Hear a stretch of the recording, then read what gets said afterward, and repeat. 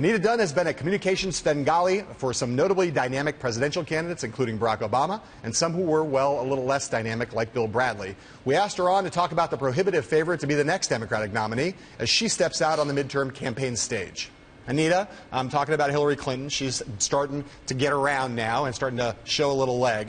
You know her strengths and weaknesses as well as anyone. What are you looking to see as Hillary Clinton starts to hit the stump?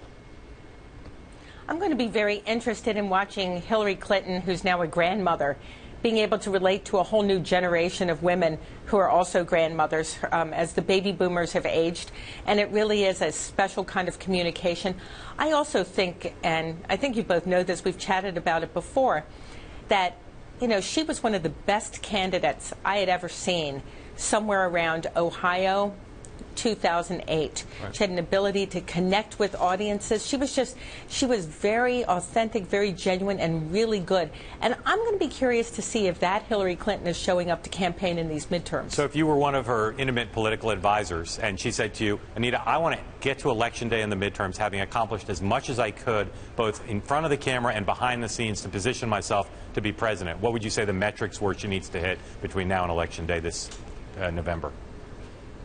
You know, she's not a traditional candidate facing this kind of situation. She doesn't need to go build relationships in these states. Or name ID. She doesn't need to go start, or name ID, or collect political chits. I mean, this, you know, she and former President Clinton have been collecting political chits, you know, for over 2 decades now. So this is not your typical, oh, let's go do midterms, let's go do, you know, raise some money for this person, let's try to meet somebody in this state.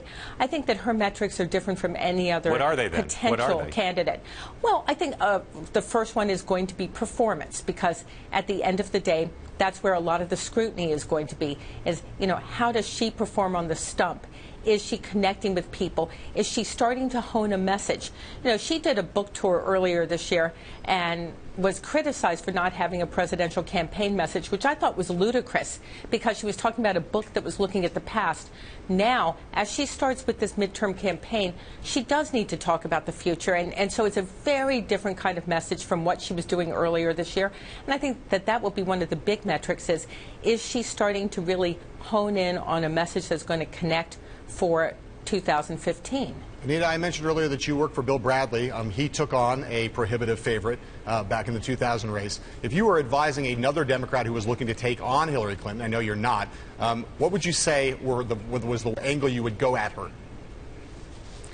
Well, this is the first thing I would say is this would be a much tougher primary race than the one we were looking at in 1999 when former Senator Bradley challenged then sitting Vice President Al Gore, and I know that seems unlikely, but the reality is that Hillary Clinton, since 2008, has really deepened her hold on the Democratic electorate, and what we were looking at in 1999 with Gore was a very different situation.